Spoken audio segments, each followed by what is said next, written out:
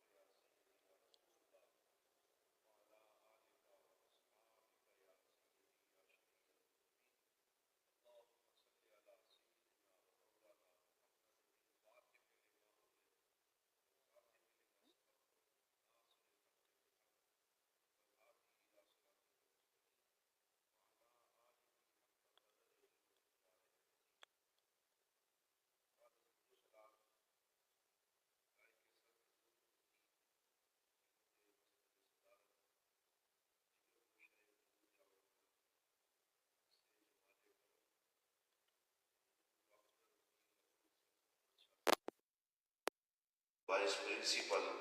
مرکزی دارالعلوم محمدیہ غوثیہ میرا شریف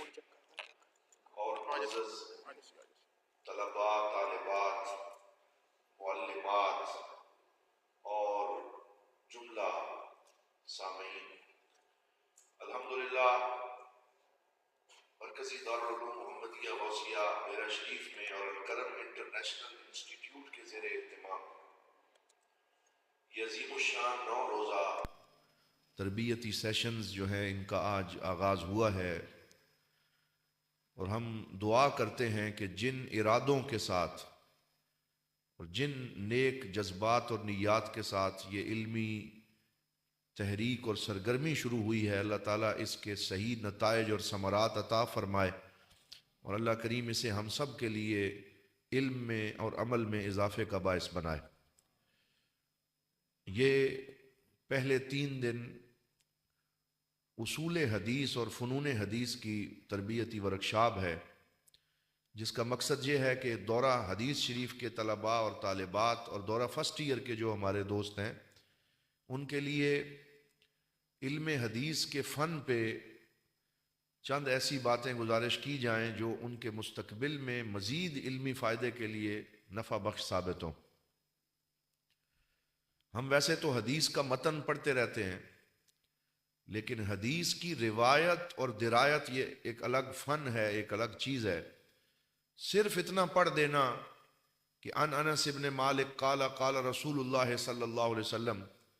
اور سند اور متن پڑھ کے گزر جانا کافی نہیں ہوتا، بلکہ اس فن کی تاریخ کو سمجھنا، یہ کب مدون ہوا اور فقہ اسلامی اور شریعت میں اس کی حیثیت کیا ہے، اور حدیث پاک کی روایت کسے کہتے ہیں، اس کی درایت کسے کہتے ہیں،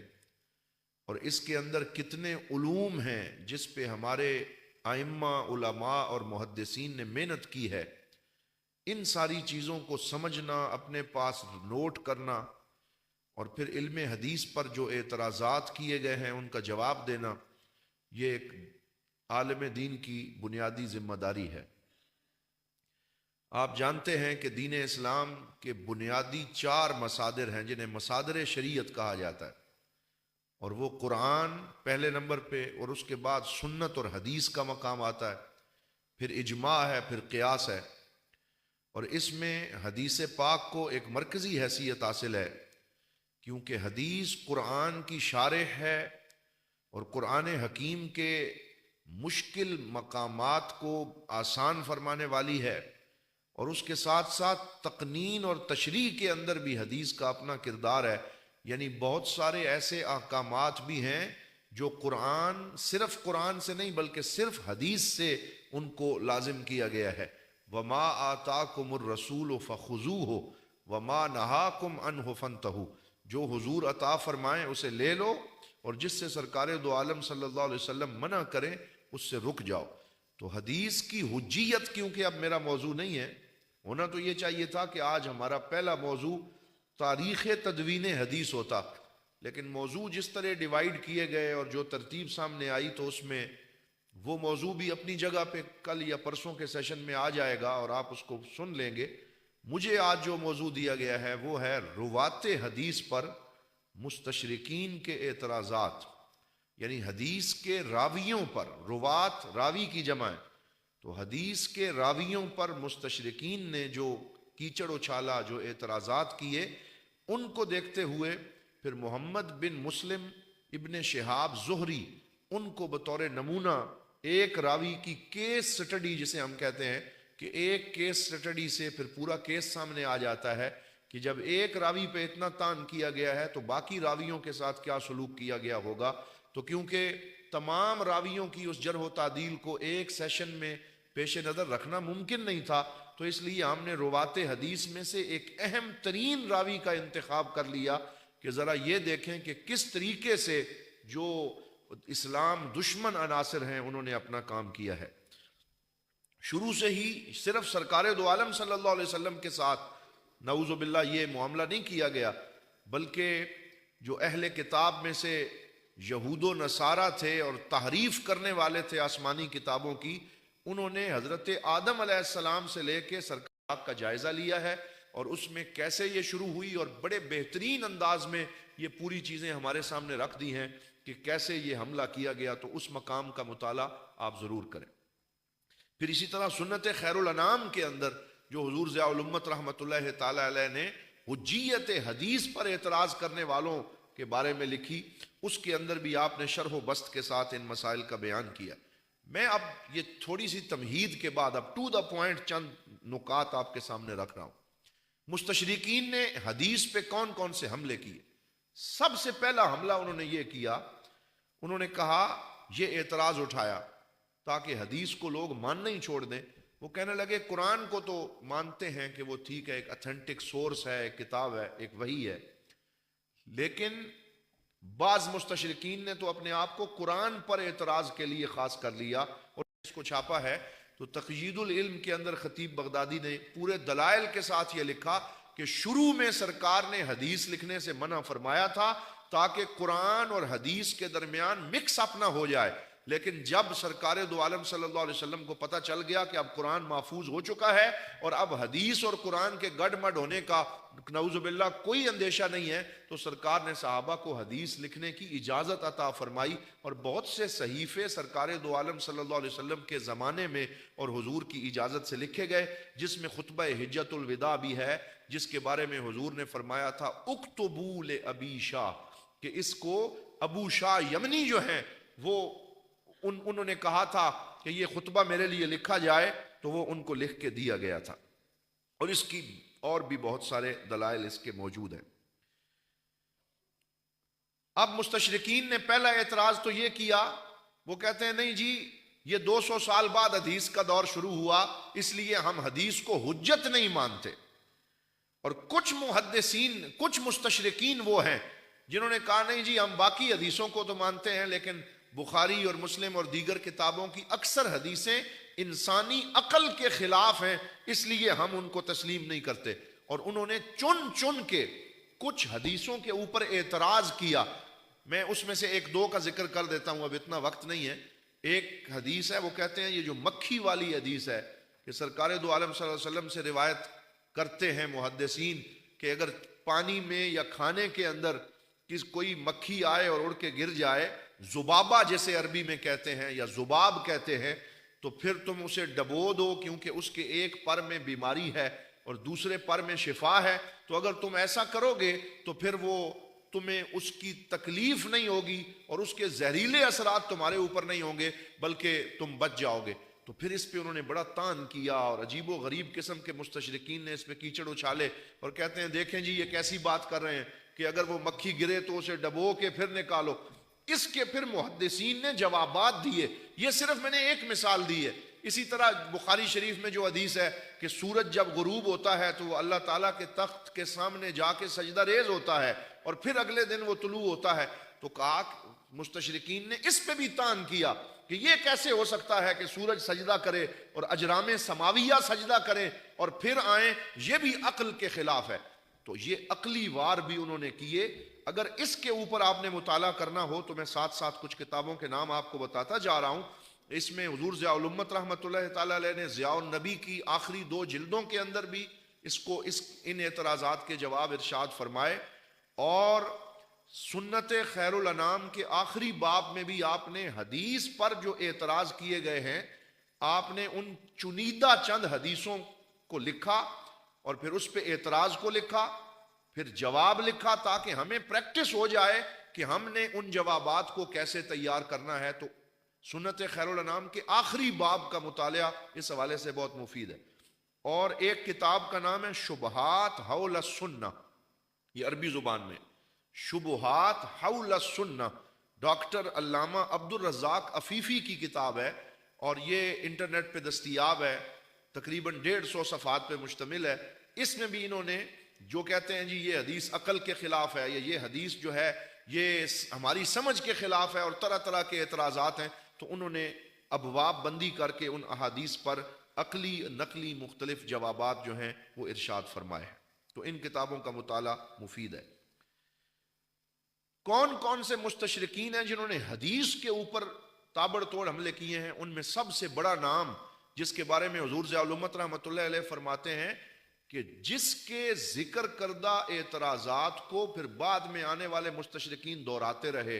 اور اسی کا وہ رٹا لگاتے رہے، اس کا نام ہے گولڈ زہر۔ گولڈ زہر نامی مستشرق ہے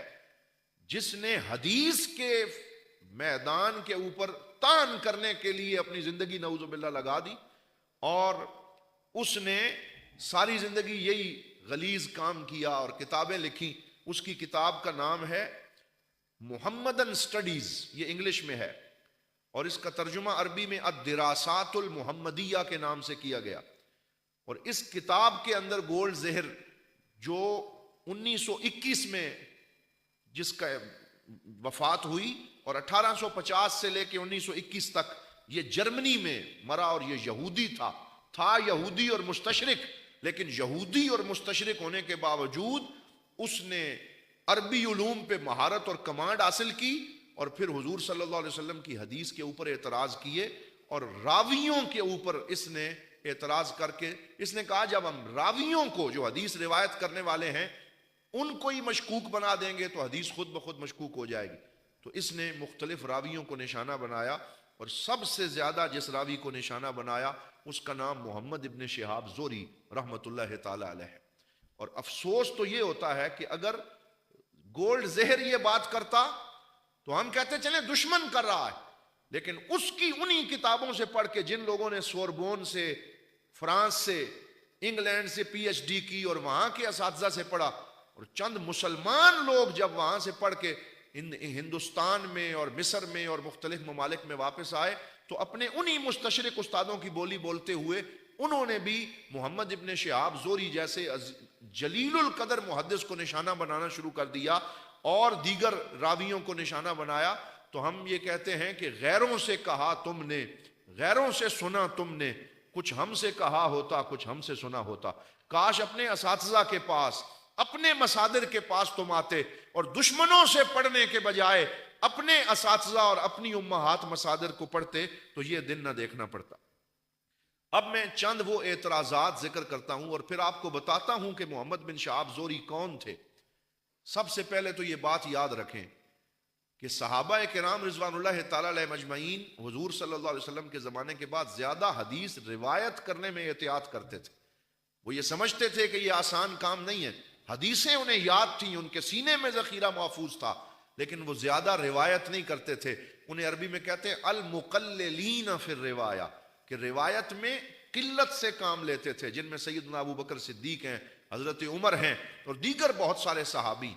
لیکن کچھ صحابہ ایسے تھے جن کا سینہ سرکار نے کھول دیا اور ان کی یہ ڈیوٹی لگا دی، وہ سرکار کی حدیثیں لکھتے بھی تھے اور ان کے حافظے کے لیے حضور نے دعا فرمائی۔ ان میں حضرت سیدنا ابو ہریرہ رضی اللہ تعالیٰ عنہ سر فہرست ہیں۔ سب سے زیادہ حدیثیں روایت کرنے والے صحابی کا نام کیا ہے بولیے؟ حضرت سیدنا ابو ہریرہ رضی اللہ تعالیٰ عنہ۔ اب کیونکہ علم حدیث کا دار و مدار ان پہ ہے، زیادہ روایت انہوں نے کی ہے، تو سارے مستشرقین نے اپنی توپوں کا رخ ان کی طرف کر دیا اور کہا کہ حضرت ابو ہریرہ کو مشکوک بناؤ تو پورا علم حدیث مشکوک ہوگا۔ تو کہنے لگے دیکھو یہ تو قبیلہ دوس جو ہے، بنی دوس، اس سے تعلق رکھتے تھے، اور یہ تو بالکل آخری سالوں میں مسلمان ہوئے۔ تو حضرت ابو بکر اور حضرت عمر اور دیگر جلیل القدر صحابی جو شروع دن سے لے کے آخر تک حضور کے ساتھ رہے،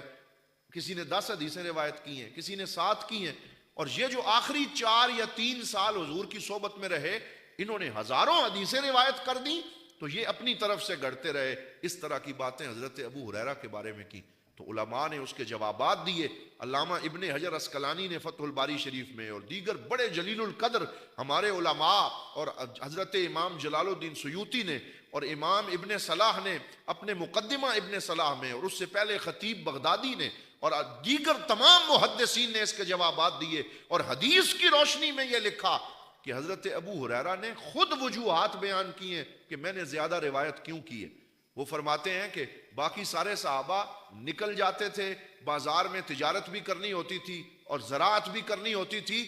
میں جب سے حضور کی غلامی میں آیا میں نے سارے کام چھوڑ دیے، ہر وقت حضور کے قدموں میں موجود رہتا تھا، اور کوئی میرا کام نہیں تھا، اور پھر میرا حافظہ درست نہیں تھا، زیادہ یاد نہیں رہتا تھا، اور میں نے حضور صلی اللہ علیہ وسلم سے عرض کیا، سرکار نے میرے لیے دعا فرمائی، فما نسیت شیئا بعدہ، اس دن کے بعد ایک حرف بھی جو اپنے نبی سے سنا وہ مجھے بھولا نہیں، بلکہ میرے دل کی تختی پہ نقش ہو گیا۔ اور اس کے اور بھی بہت سارے اسباب ہیں جس کی وجہ سے حضرت ابو ہریرہ کو یہ شرف نصیب ہوا کہ انہوں نے زیادہ روایت کیا۔ تو ایک تو کیونکہ زیادہ روایت حضرت ابو ہریرہ نے کیا تو ان پہ زیادہ تان کیا، اور دوسرے نمبر پہ جب حضرت عمر بن عبدالعزیز کا دور آیا اور انہوں نے دیکھا کہ صحابہ کرام تو اٹھتے جا رہے ہیں اور اب گنے چنے چند صحابی رہ گئے ہیں، تو اب اگر حدیث کو محفوظ نہ کیا گیا تو پھر یہ پورے کا پورا علم اٹھ جائے گا۔ تو سب سے پہلے حدیث کو محفوظ کرنے کے لیے مختلف گورنرز کو خط لکھے اور حکم نامہ جاری کیا خلیفۃ المسلمین عمر ثانی حضرت عمر بن عبدالعزیز نے، اور فرمایا حضور کی حدیث کو لکھا جائے۔ تو پھر سب سے پہلے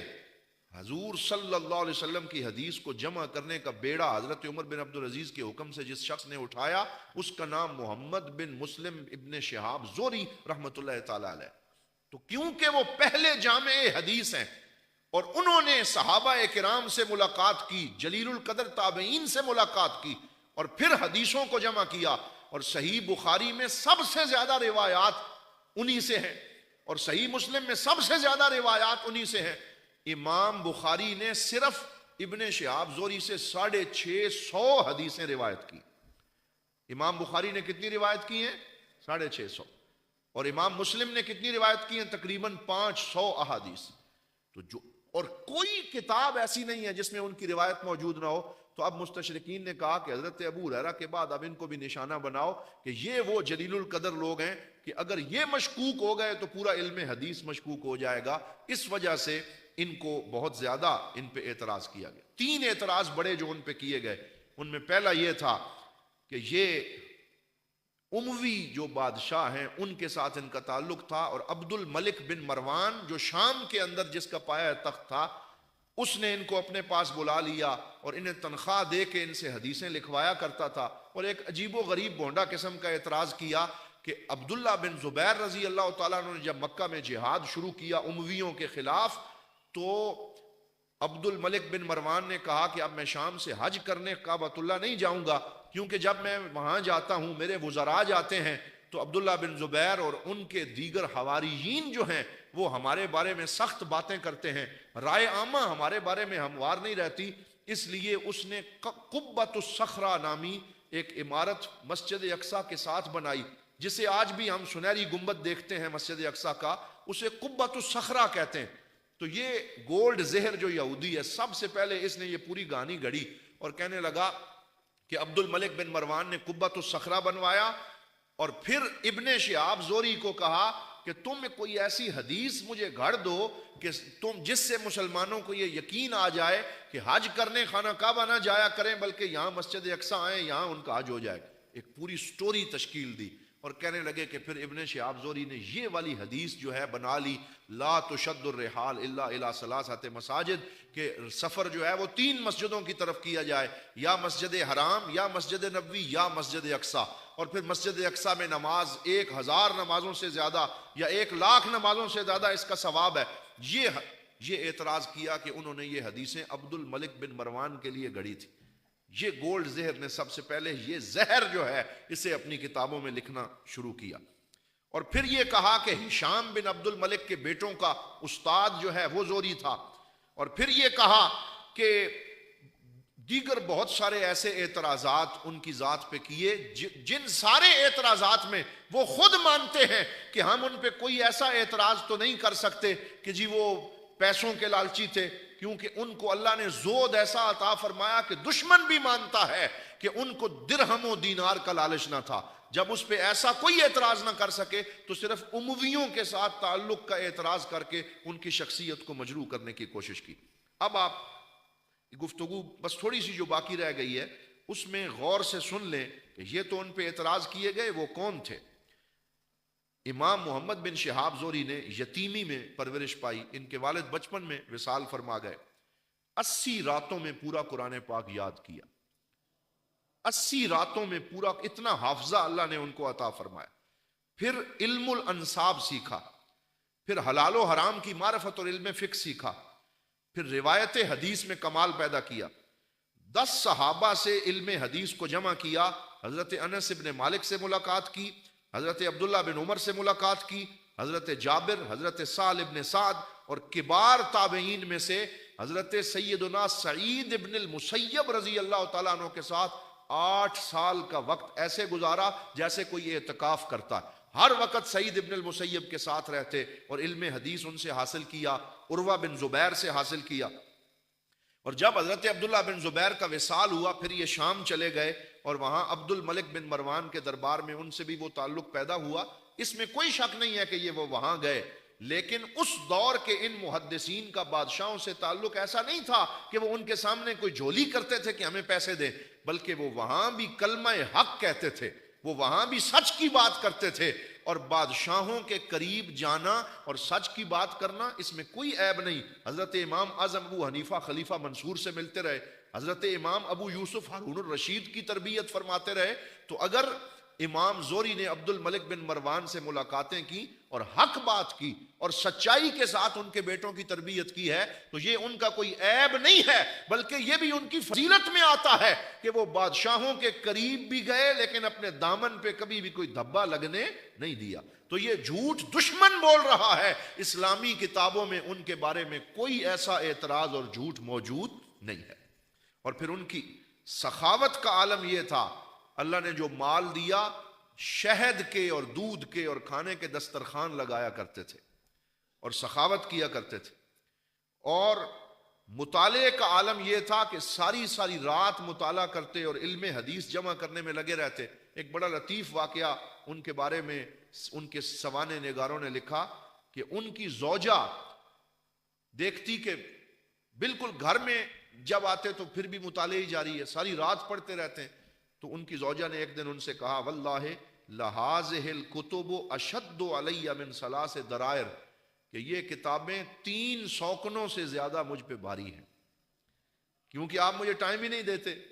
یعنی یہ وہ لوگ تھے جنہوں نے زندگی علم کے لیے وقف کر دی تھی اور علم حدیث کو جمع کرنے کے لیے وقف کر دی تھی۔ ایسا جلیل القدر امام کہ جس نے حدیثوں کو یاد کیا، اور حافظہ اتنا تھا، خود کہا کرتے تھے جس حدیث کو ایک دفعہ سن لیتا ہوں آج تک کوئی ایک لفظ بھی اس میں سے بھولتا نہیں ہے اور بعین ہی اس کو روایت کیا کرتا ہوں۔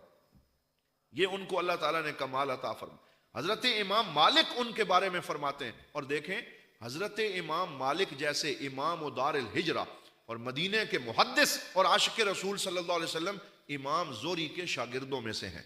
تو جب شاگرد کا عالم یہ ہے تو استاد کا عالم کیا ہوگا۔ اور امام مالک ان کے بارے میں فرماتے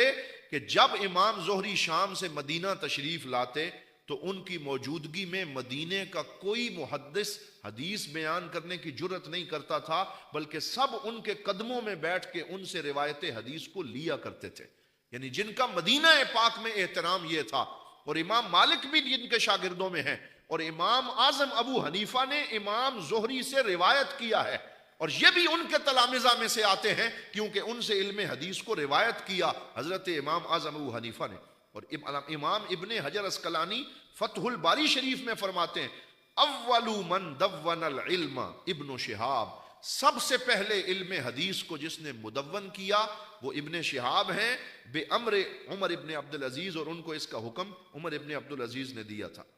90 احادیث ایسی ہیں جن میں اگر امام زہری روایت نہ فرماتے تو حضور کے یہ فرمان ہم تک پہنچ ہی نہ سکتے، یعنی ان میں کوئی اور راوی ہے ہی نہیں، اور اس میں وہ خود اس حدیث کو روایت کر رہے ہیں۔ یعنی علم کا ایک بہت بڑا حصہ وہ ہے جو صرف ان کے ذریعے امت تک پہنچا ہے۔ اور پھر اول من نبہ الناس الی العنایۃ بالاسانید، سب سے پہلے سند کی اہمیت جس شخصیت نے بیان فرمائی وہ بھی ابن شہاب زہری رحمۃ اللہ تعالی علیہ۔ جب انہیں کوئی بغیر سند کے یوں حدیث، جیسے آج کل ہمارے علماء کرتے ہیں کہ بالکل سند کو چھوڑ دیا، حوالہ بتانا ہی چھوڑ دیا، بس جہاں سے سن لیا نیٹ پہ آ گیا تو جا کے کہہ دیتے ہیں قال رسول اللہ صلی اللہ علیہ وسلم، اور ہم بالکل احتیاط نہیں کرتے حدیث بیان کرنے میں۔ امام زہری کے سامنے اگر کوئی آدمی اس طرح کرتا تھا کہ قال رسول اللہ صلی اللہ علیہ وسلم تو غصے میں آ جاتے اور فرماتے ما لی ارا احادیثکم لیس لہا عظمت ولا ختم، کہ تمہیں کیا ہو گیا ہے کہ تم جو حدیث روایت کرتے ہو کوئی ان کا سر پیر ہی نہیں ہوتا، اور تم سند روایت کے بغیر بیان کرتے ہو۔ تو سند کا اہتمام سب سے پہلے جس ذات کی وجہ سے شروع ہوا ہے، اور پھر حضرت امام مالک نے فرمایا الاسناد من الدین، کہ یہ سند بیان کرنا دین میں سے ہے، اس لیے دیکھا کرو کہ تمہیں کون کس سے روایت کر کے بات کر رہا۔ تو یہ بھی ان کا احسان ہے۔ اور پھر علماء الجرح والتعدیل نے ان کے بارے میں کیا کہا جاتا ہے احسن الاسانید، یعنی سندوں میں سے سب سے اچھی سند کون سی ہے؟ ان زہری ان علی بن الحسین ان ابیہ ان جدہ، یعنی امام زہری روایت کر رہے ہیں امام زین العابدین سے، اور امام زین العابدین روایت کر رہے ہیں امام حسین سے، اور امام حسین روایت کر رہے ہیں مولا علی سے، اور مولا علی روایت کر رہے ہیں رسول اللہ صلی اللہ علیہ وسلم سے۔ یہ سب سے افضل سند جن 4 اسانید کو قرار دیا گیا ہے ان میں سے امام زہری کی یہ سند بھی شامل ہے۔ اور امام احمد بن حنبل فرماتے ہیں الزہری احسن الناس حدیثا واجودہم اسنادا، کہ جب حدیث کی بات کی جائے تو سب سے زیادہ اعتماد مجھے جس کی حدیث پہ ہے وہ محمد ابن شہاب زہری رحمۃ اللہ تعالی علیہ ہے۔ امام ابو زرعہ رازی جو علماء جرح و تعدیل کے عظیم امام ہیں، وہ فرماتے ہیں ای الاسناد اصح، کہ سب سے زیادہ صحیح سند کس کی ہے؟ تو وہ کہتے 4 سندیں صحیح ہیں، اور اس میں کہتے الزہری ان سالم ان ابی ہے، کہ امام زہری روایت کر رہے ہیں سالم سے، اور سالم روایت کر رہے ہیں حضرت عبداللہ بن عمر سے، اور حضرت عبداللہ بن عمر روایت کر رہے ہیں عمر ابن خطاب سے۔ یہ بھی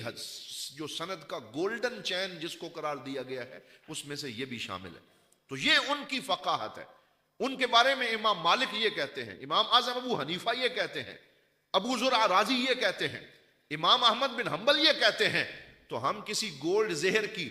منٹ گمری واٹ کی، یا کسی اور مستشرق کی بات نہیں سنیں گے، ہم اپنے ائمہ حدیث کی بات سنیں گے، اور ان لوگوں نے جنہوں نے حضور کی دین کی اور حدیث کی خدمت کی ہے ان کے بارے میں اپنے ذہنوں کو خراب نہیں ہونے دیں گے۔ آج پاکستان کے اندر، یہ میں آپ کو بتا رہا ہوں اور میری بات ریکارڈ ہو رہی ہے، پاکستان کے اندر جن کو بالکل کچھ آتا جاتا نہیں ہے تو وہ ایسے ائمہ کے بارے میں طعن کرتے ہیں اور عوامی مجمع میں ایسی باتیں کر جاتے ہیں، اور ان کو پتہ ہی نہیں ہے کہ وہ کس شخص کے بارے میں کیا گفتگو کر رہے ہیں۔ احتیاط ختم ہو گئی، اس لیے آپ لوگ روات حدیث کا مطالعہ کریں، اور سنت خیر الانام کی روشنی میں اور ہماری ان کتب کی روشنی میں دیکھیں کہ کون لوگ تھے صحابہ میں سے اور تابعین میں سے جنہوں نے سب سے پہلے علم حدیث کو روایت کیا۔ ان کی سیرتوں کو پڑھیں تاکہ ہم ان کا دفاع بھی کر سکیں اور ان کے بارے میں حق بات کا اظہار بھی کر سکیں۔ ایک کتاب کا نام اپنے پاس نوٹ کریں، اور میں آپ کو یہ مشورہ دوں گا اور درخواست کروں گا ہو سکے تو اس کو خریدیں یا اس کو PDF میں اپنے پاس رکھیں اور سبقاً اس کا مطالعہ کریں۔ اس کتاب کا نام ہے السنت و مکانتها فی التشریع الاسلامی، السنت و مکانتها فی التشریع الاسلامی، دورہ حدیث کے طلباء اور طالبات بالخصوص نوٹ کریں، السنت و مکانتها فی التشریع الاسلامی۔ مصنف کا نام ہے ڈاکٹر مصطفیٰ سبائی رحمۃ اللہ تعالی علیہ۔ اور ہمارے لیے سب سے بڑے شرف کی بات یہ ہے کہ جب حضور ضیاء الامت رحمۃ اللہ تعالی علیہ مصر پڑھنے گئے، یہ 1950 کے اندر،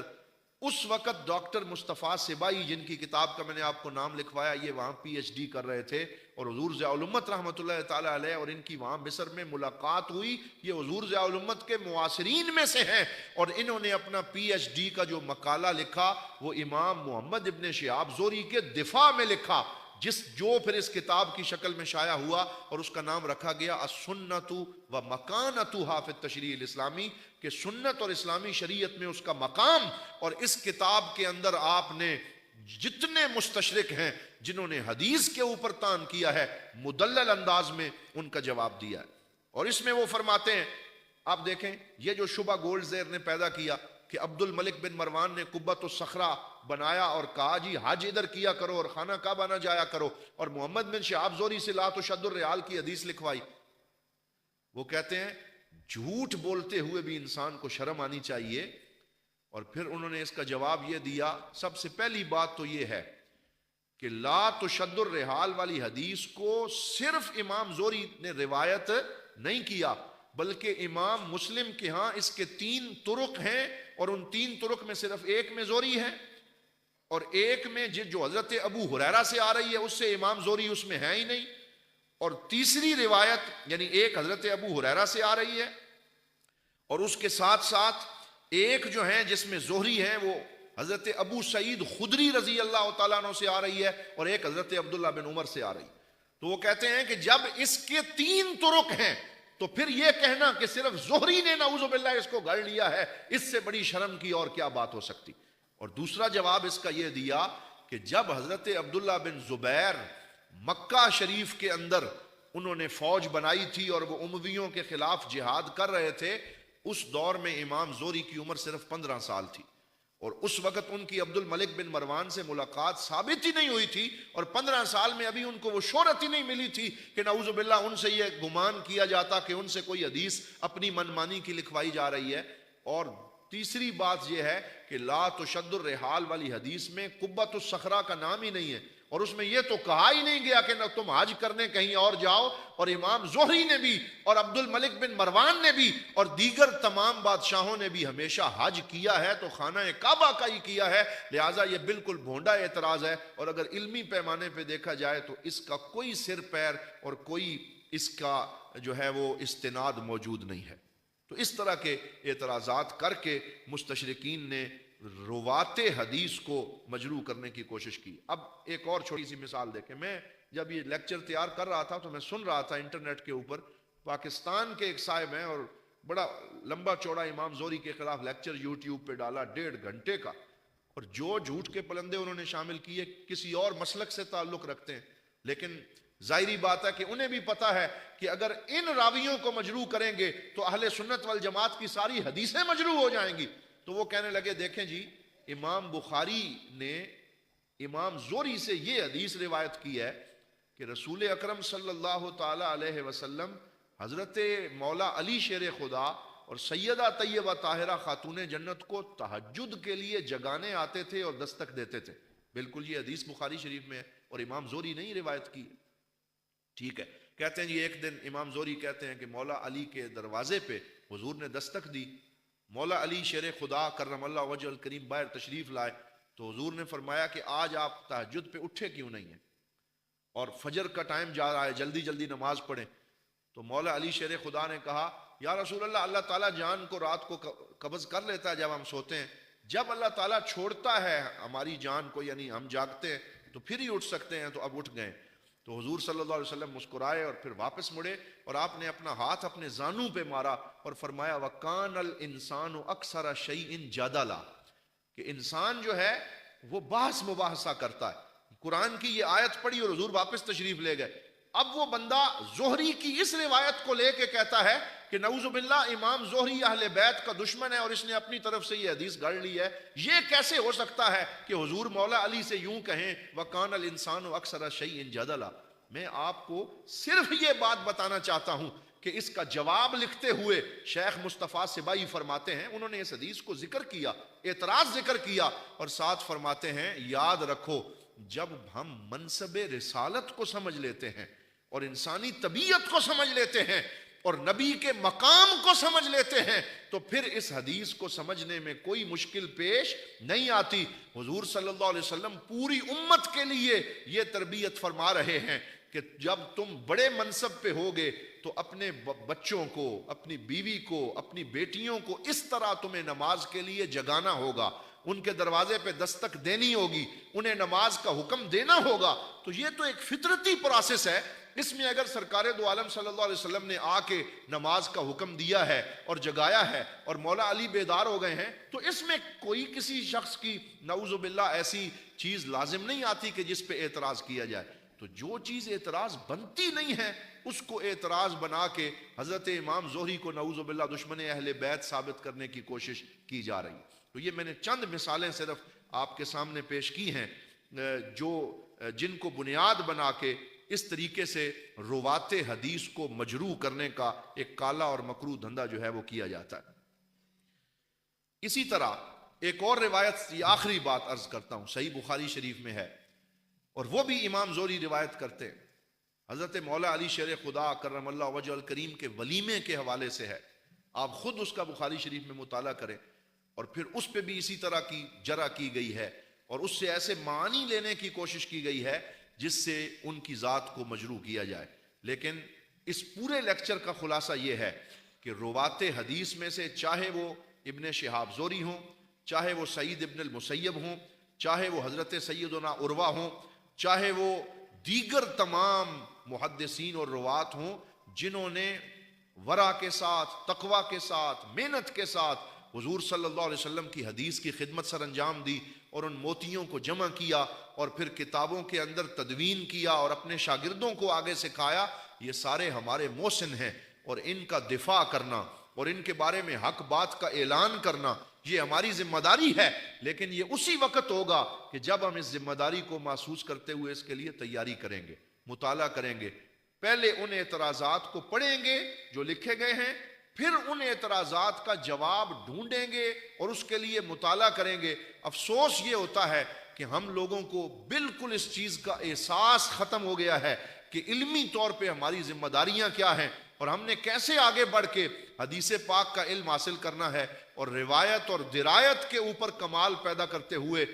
محدثین کا دفاع بھی کرنا ہے اور سرکار دو عالم صلی اللہ علیہ وسلم کی حدیث کی خدمت بھی کرنی ہے. تو میں دعا کرتا ہوں کہ اللہ رب العزت ہمیں اپنی ان ذمہ داریوں کو سمجھنے کی توفیق عطا فرمائے اور حضور صلی اللہ علیہ وسلم کی علم حدیث کی حجیت کو اپنے مشائخ کی کتابوں سے مطالعہ کر کے اسے صحیح یاد کرنے اور اسے مدون کرنے اور اسے آگے پہنچانے میں اپنا کردار ادا کرنے کی توفیق عطا فرمائے. یہ ایک بڑا سینسٹیو قسم کا موضوع تھا، اس لیے جو اشارات مجھ سے ہو سکے وہ میں نے آپ کی خدمت میں پیش کر دیے. باقی مزید آپ ان کتابوں کا مطالعہ کریں جو میں نے آپ کی خدمت میں پیش کی ہیں. وآخر دعوانا ان الحمد للہ رب العالمین. اگر اس لیکچر کے اوپر کسی کا کوئی سوال ہو تو آپ اس کو